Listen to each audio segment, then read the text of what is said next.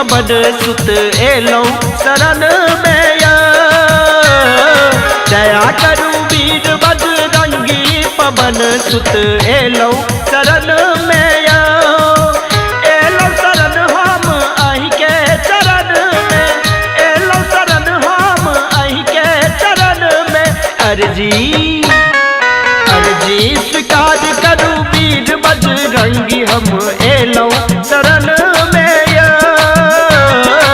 दया करू वीर बजरंगी पवन सुत एलौ शरण में या।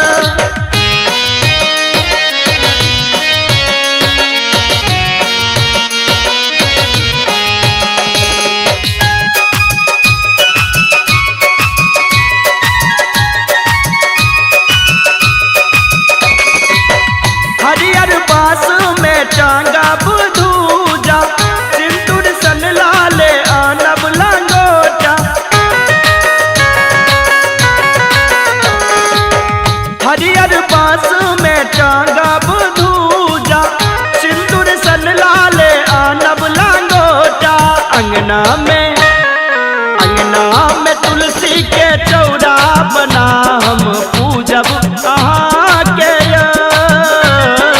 दया करू वीर बजरंगी पवन सुत एलौ शरण में या।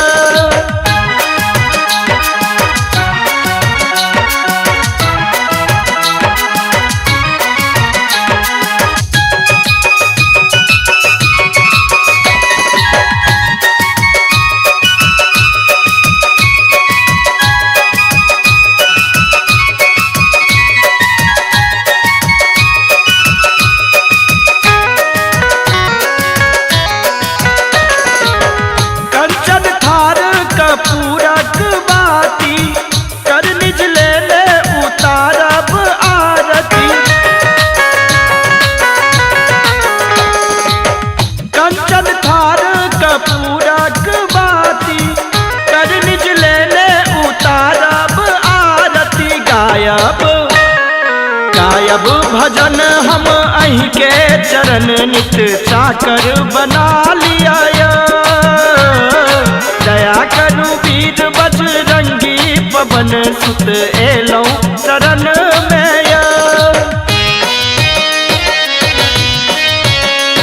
अपने सुन रहे छी MM प्रोडक्शन प्रस्तुति।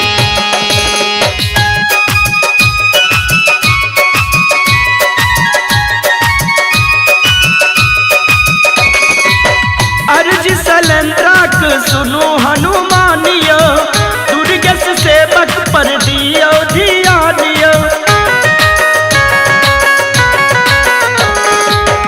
अर्जी सलेंद्राक सुनो हनुमानियो, दुर्गेश सेवक पर दियो धियानियो। बुझियो न हमर लाचारी पवन सुत विपदा मिटाबू या।